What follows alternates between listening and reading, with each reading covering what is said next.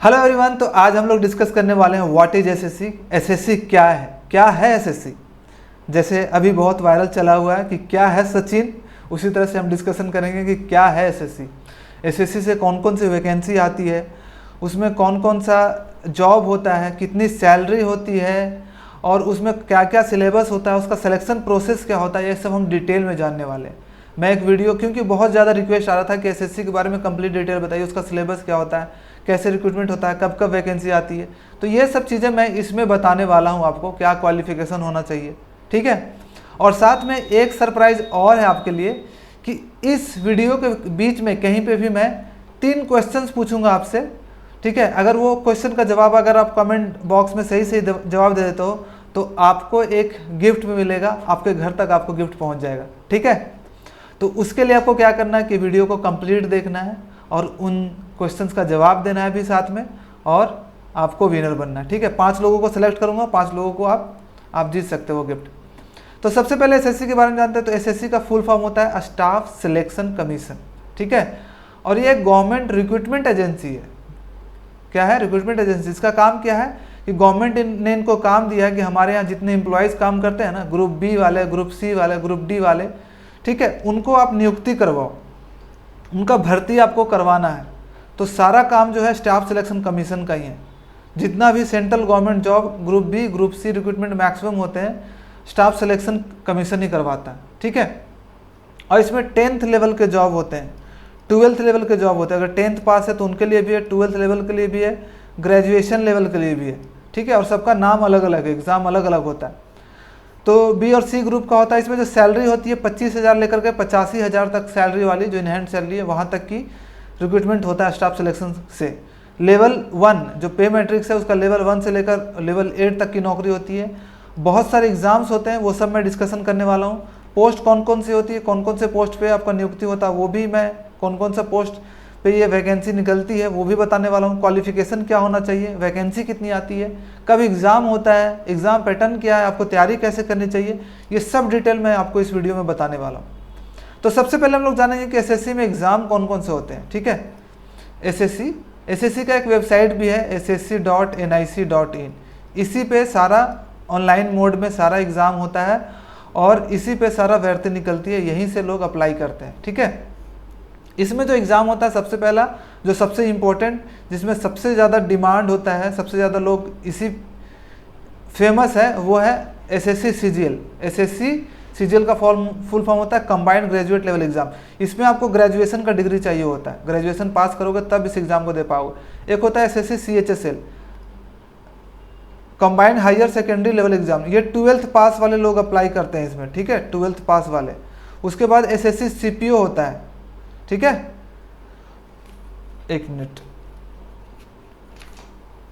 उसके बाद SSC CPO होता है। उसके बाद सीपीओ में क्या होता है, जो दिल्ली पुलिस और बॉर्डर सिक्योरिटी फोर्स, इसमें भी ग्रेजुएशन डिग्री चाहिए होता है। इसमें सब इंस्पेक्टर बनते हैं, CISF SI, Delhi police SI, ये सब एसएससी सीपीओ के थ्रू होता है। एक एसएससी MTS एग्जाम होता है, इसमें 10th लेवल का एग्जाम होता है। एक एसएससी जेई जूनियर इंजीनियर, जो जूनियर इंजीनियर होते हैं, जो टेक्निकल बैकग्राउंड के हैं, डिप्लोमा वाले और इंजीनियरिंग वाले, वो जूनियर इंजीनियर का भी एग्जाम इसी से होता है। एसएससी जीडी होता है, जीडी होता है, बहुत वैकेंसी निकलती है, 40,000 के आसपास वैकेंसी निकलती है, कांस्टेबल ग्रेड का पोस्ट होता है। एसएससी JHT होता है, जूनियर हिंदी ट्रांसलेटर होता है, और स्टेनोग्राफर का भी पोस्ट निकलता है। तो इतनी सारी वैकेंसी, और भी एक एग्ज़ाम होता है सिलेक्शन पोस्ट का भी एक एग्ज़ाम होता है। तो बहुत सारा वैकेंसी एसएससी सीजीएल के थ्रू आता है।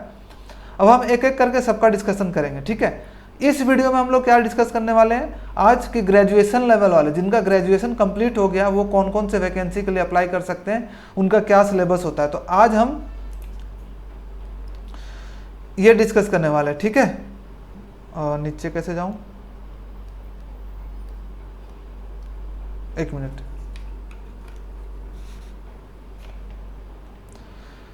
आज हम लोग डिस्कस करने वाले हैं एसएससी सीजीएल के बारे में कि सीजीएल एग्ज़ाम क्या होता है। एसएससी सीजीएल बता दिया कि कंबाइंड ग्रेजुएट लेवल एग्जामिनेशन होता है, जिनका ग्रेजुएशन है वही इसमें अपेयर कर सकते हैं। ग्रेजुएशन इन एनी स्ट्रीम, कोई भी आपका ग्रेजुएशन हो और आपका या तो डिस्टेंट एजुकेशन से हो, इग्नू से किया हो, या फिर कोई यूनिवर्सिटी से किया हो, बस पास डिग्री आपको चाहिए कि किसी भी स्ट्रीम में आप ग्रेजुएशन पास हुए हो, आप बीटेक किए हुए हो या फिर नॉर्मल ग्रेजुएशन किए हुए हो, फिजिक्स ऑनर्स, केमिस्ट्री ऑनर्स, कुछ भी ग्रेजुएशन आपका कंप्लीट होना चाहिए।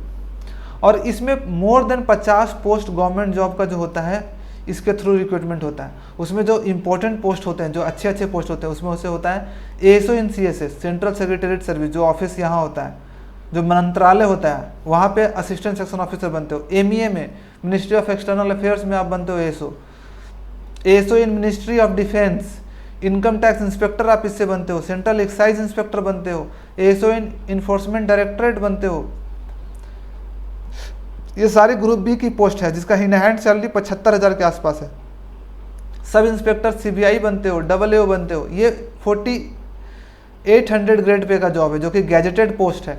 असिस्टेंट ऑडिट ऑफिसर इसी के थ्रू होता है। प्रिवेंटिव ऑफिसर, PASA का, TA, accountant, auditor, divisional accountant, examiner, तो मतलब 50 से अधिक पोस्ट का रिक्रूटमेंट होता है ग्रेजुएट लेवल एग्जामिनेशन पे। ठीक है, ये सब सारे ऑफिसेस हैं, CSS का ऑफिसेस है।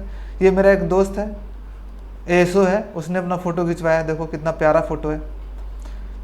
ठीक है, ये प्रिवेंटिव ऑफिसर का है, ये ड्रेस एक्साइज इंस्पेक्टर का, प्रिवेंटिव ऑफिसर का, सीबीआई इंस्पेक्टर का, PASA का जो वैकेंसी है वो भी आजकल CHGL में चला गया है।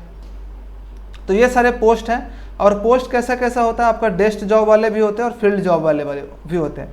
डेस्क जॉब में मतलब जो कि आपको ऑफिस में बैठ करके नो पब्लिक डीलिंग, तो उसमें होता है असिस्टेंट, जितना भी CSS, ASO, CSS, foreign ministry में असिस्टेंट सेक्शन ऑफिसर, रेलवे में, डिफेंस मिनिस्ट्री में, और भी एसओज होते हैं, एसओ इन ED, एसओ इन IB, ये सब जो कि डेस्क जॉब होता है। उसके बाद ऑडिटर, अकाउंटेंट, जो क्लर्क, ये सब जूनियर अकाउंटेंट, ये सब होता है, डेस्क जॉब होता है। और कुछ कुछ फील्ड जॉब भी होते हैं।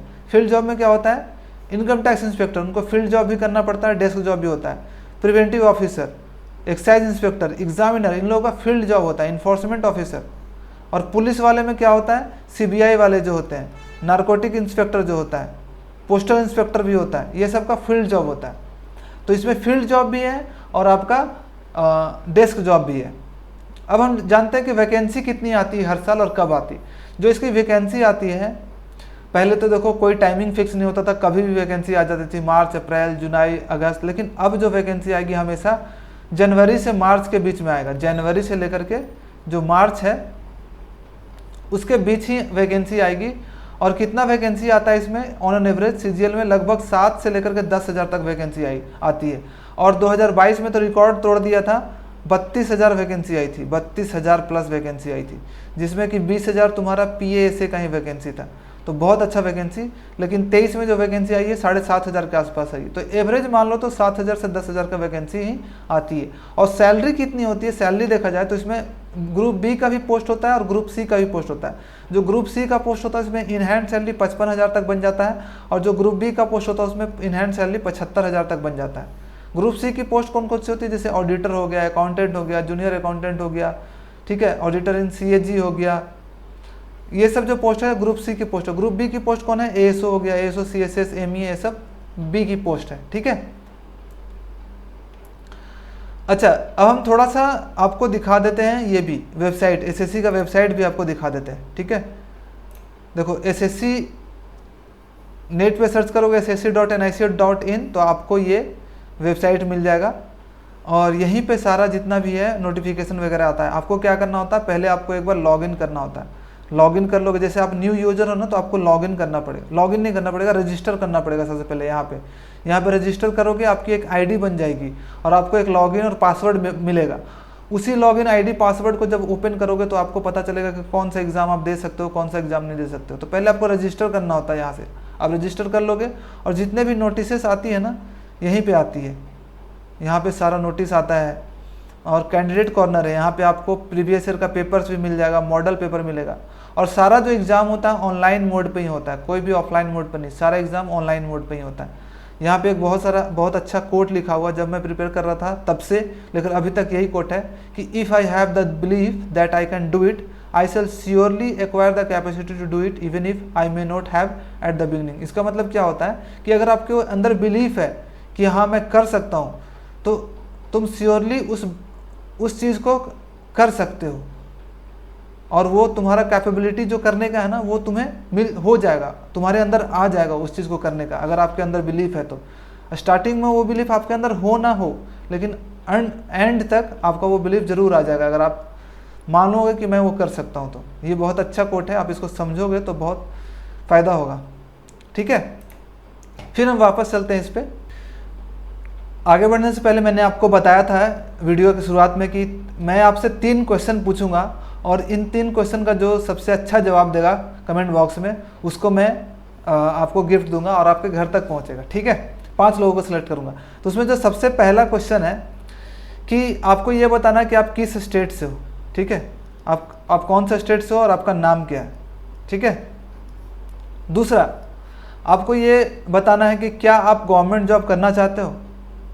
यस और नो में जवाब देना है, यस और नो। दूसरा का आंसर यस और नो, क्या आप गवर्नमेंट जॉब करना चाहते हो। और तीसरा आपका लंबा सॉल्यूशन होगा कि अगर आपका जवाब यस है तो क्यों करना चाहते हो, वाई गवर्नमेंट जॉब। और जिसका नो भी जवाब है कि नो नहीं करना चाहते हो, तो नो भी उसका भी रीजन दें कि वाई नॉट। ठीक है, तो ये 3 आंसर आपको देने हैं और 3 आंसर जो सबसे बेस्ट रहेगा उनमें से मैं 5 लोगों को सेलेक्ट करूँगा।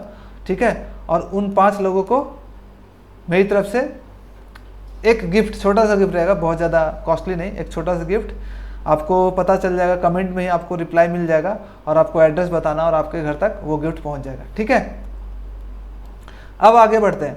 अब आगे हम बढ़ते हैं सिलेक्शन प्रोसेस की। इसमें सिलेक्शन प्रोसेस क्या होता है, देखो सिलेक्शन प्रोसेस जानने से पहले सबसे पहले क्या होगा कि ये वैकेंसी आएगी, वैकेंसी एसएससी की वेबसाइट पे आएगी और बहुत सारे लोगों को पता नहीं चलता कि वैकेंसी कब आई और कब चला गया। तो इसके लिए आप मेरा यूट्यूब चैनल भी फॉलो कर सकते हो। जब भी वैकेंसी आती है तो मैं अपडेट कर देता हूँ कि वैकेंसी आई है एसएससी सीजीएल की, एसएससी सीपीओ की, किसका भी। उसके लिए आपको अपडेटेड रहना पड़ेगा। ठीक है, थोड़ा थोड़ा सर्च करते रहना पड़ेगा। तो सबसे पहला प्रोसेस तो यही है कि आपको वैकेंसी आएगी, आपको फॉर्म फिलअप करना है। उसके बाद जो एग्ज़ाम होता है, इसमें क्या होता है, एग्ज़ाम 2 लेवल में हो गया, पहले 3-4 लेवल में होता था लेकिन अब 2 ही लेवल में। एक टियर 1 होता है, प्रीलिम्स होता है और एक मेंस होता है। ठीक है, प्रीलिम्स पेपर होता है पहला पेपर, जिसमें कि मैं आपको बताने वाला हूं कि आगे क्या क्या होता है इसमें प्रीलिम्स में।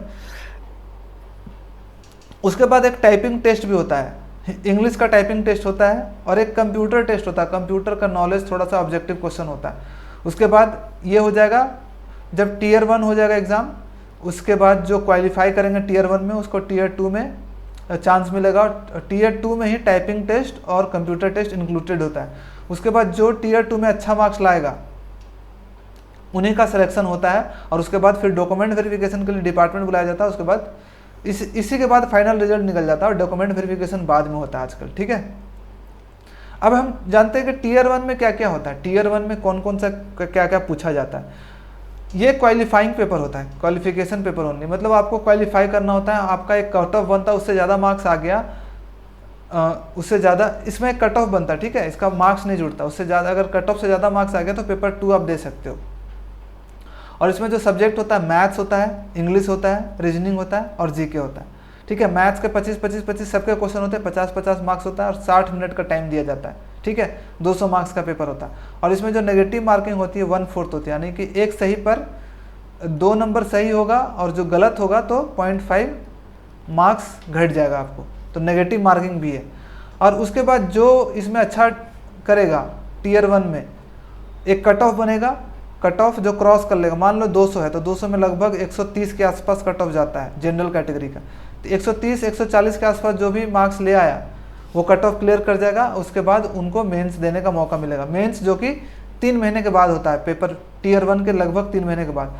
और ये एक्चुअल एग्ज़ाम है, इसी में जो सबसे अच्छा परफॉर्म करता है उसका सिलेक्शन होता है।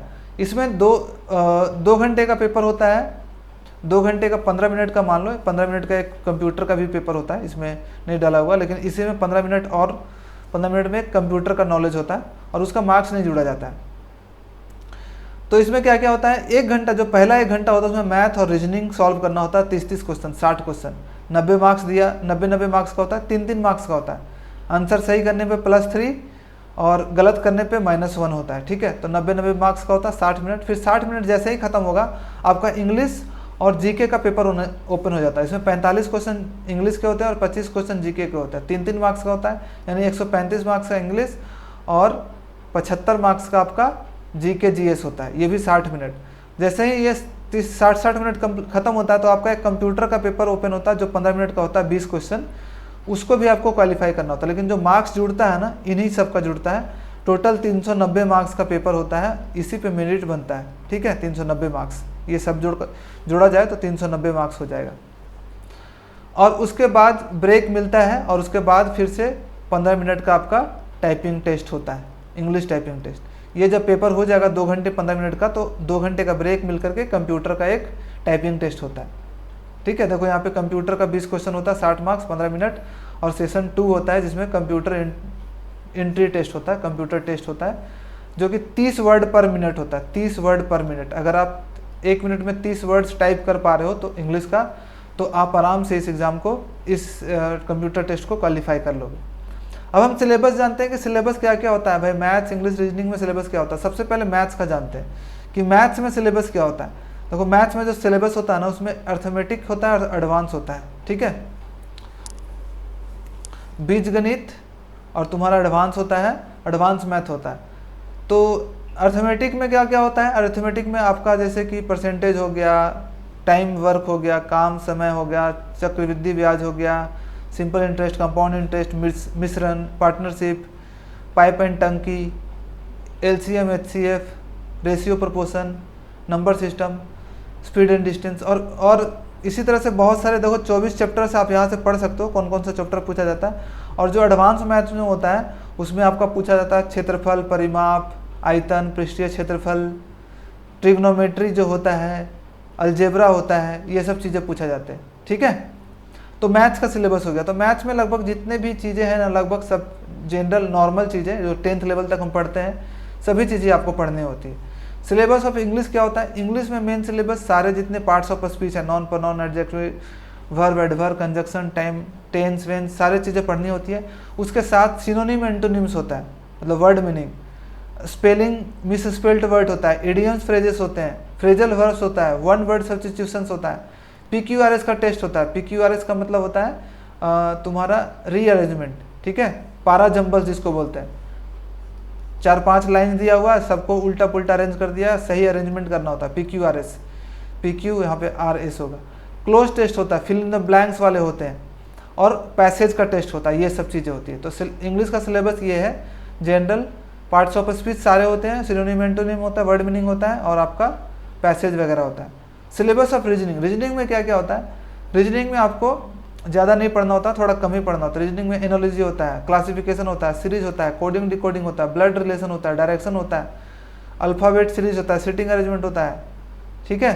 तो ये सब सारे चैप्टर्स होते हैं ना, वो आपके रीजनिंग में होते हैं। पजल्स होता है, लॉजिकल सीक्वेंस होता है, तो ये सब होते हैं तुम आपके रीजनिंग में। और उसके बाद जीके, जीएस और करंट अफेयर्स भी होता है, ठीक है। करंट अफेयर्स में जीके जीएस में क्या होता है, हिस्ट्री पढ़ना पड़ता है आपको, इंडियन हिस्ट्री पढ़ना पड़ता है, फिर पॉलिटी पढ़ना पड़ता है, ज्योग्राफी, इंडियन ज्योग्राफी पढ़ना पड़ता है, इकोनॉमिक्स पढ़ना पड़ता है, साइंस पढ़ना होता है। साइंस में फिजिक्स, केमिस्ट्री, मैथ का बेसिक 10th लेवल तक का।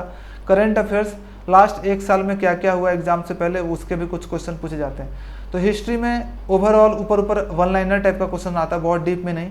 पॉलिटिकल साइंस में भी वही आपका जो पॉलिटी में होता है, ऊपर ऊपर के क्वेश्चन होते हैं। प्रेसिडेंट का पावर क्या होता है, प्रेसिडेंट कौन से आर्टिकल के तहत उनकी नियुक्ति होती है, ऐसे क्वेश्चन होते हैं। ज्योग्राफी भी वैसे ही होता है। इकोनॉमिक्स में भी ऊपर ऊपर क्वेश्चन पूछा जाता है, 1 लाइनर टाइप के। साइंस में भी। तो 10th लेवल का अगर आप ये कर लोगे तो आपको कोई दिक्कत नहीं होने वाली है हिस्ट्री में भी, ठीक है। और करेंट अफेयर्स आराम से। तो ये सब चीज़ें हैं जो आपको, अगर आपको एसएससी के बारे में, एसएससी गवर्नमेंट जॉब लेना तो ये करना पड़ेगा आपको, ठीक है। ये सीजीएल के बारे में, तो मैंने अभी आपको सीजीएल के बारे में बताया है, एसएससी सीजीएल के बारे में। अब हम, ये ग्रेजुएशन लेवल वाला एग्जाम था, इसके बाद हम एसएससी सीएचएसएल का आपको बताएंगे, जो कि 12th लेवल का एग्जाम है। इसके लिए क्या क्या एग्जाम प्रोसेस है, कैसे आप भर सकते हो, क्या क्या चीज़ें कर सकते हो, ठीक है। तो थैंक्स फॉर वॉचिंग। अगर आप अभी तक वीडियो देख रहे हो तो थैंक यू सो मच। और आप मेरे वीडियो को लाइक, सब्सक्राइब करें। आपको कोई भी इंपॉर्टेंट, अगर आपको गाइडेंस चाहिए तो इस वीडियो को सब्सक्राइब करें, इसमें स्ट्रैटेजी वगैरह वीडियो भी बताया। अच्छा हाँ, एक चीज़ तो मैं भूल ही गया कि अगर आपको एग्ज़ाम निकालना है, जैसे अभी नेक्स्ट एग्ज़ाम जो होने वाला है एसएससी सीजीएल का, एसएससी सीजीएल का जो एग्ज़ाम होने वाला है, सीजीएल 2024 होने वाला है, जो कि फरवरी मार्च अप्रैल के आसपास में आपका एग्ज़ाम होगा। नोटिफिकेशन जनवरी के आसपास आएगा। तो अभी से अच्छा टाइम है। और आपको कितना टाइम चाहिए होता है गवर्नमेंट जॉब निकालने के लिए, कम से कम 6 से 8 महीने पहले से आपको तैयारी करना शुरू करना पड़ेगा एग्ज़ाम से। तो अभी बहुत अच्छा टाइम है। तो आप अभी से तैयारी करना शुरू करोगे तो बहुत अच्छा आपका प्रिपरेशन हो जाएगा। और CGL 2024 के लिए मैंने स्ट्रैटेजी वीडियो भी बना दिया है, वो आपको मैं डिस्क्रिप्शन में डाल दूंगा, या फिर यूट्यूब पे सर्च करोगे SSC CGL 2024 strategy by golden ASO तो आपको मिल जाएगा। ठीक है, मैंने कंप्लीट डिटेल अच्छे से बता दिया SSC CGL की तैयारी आप कैसे कर सकते हो। और साथ में मेरा एक टेलीग्राम चैनल भी, उसे भी ज्वाइन कर सकते हो। टेलीग्राम चैनल का नाम 1000 अचीवर्स है। ठीक है, इस चैनल को ज्वाइन करोगे तो यहाँ पे साथ में मिलकर हम लोग प्रिपरेशन कर सकते हैं। तो thank you so much for watching this video. I hope कि आपको क्लियर हुआ होगा कि SSC क्या है SSC। ठीक है, कुछ नहीं है, अगर मेहनत करोगे तो आराम से इसमें आप जॉब ले सकते हो, एक अच्छी पोस्ट ले सकते हो। तो thank you so much for watching this video. जल्दी मिलते हैं एक नए वीडियो के साथ और नए मोटिवेशन के साथ। Bye bye.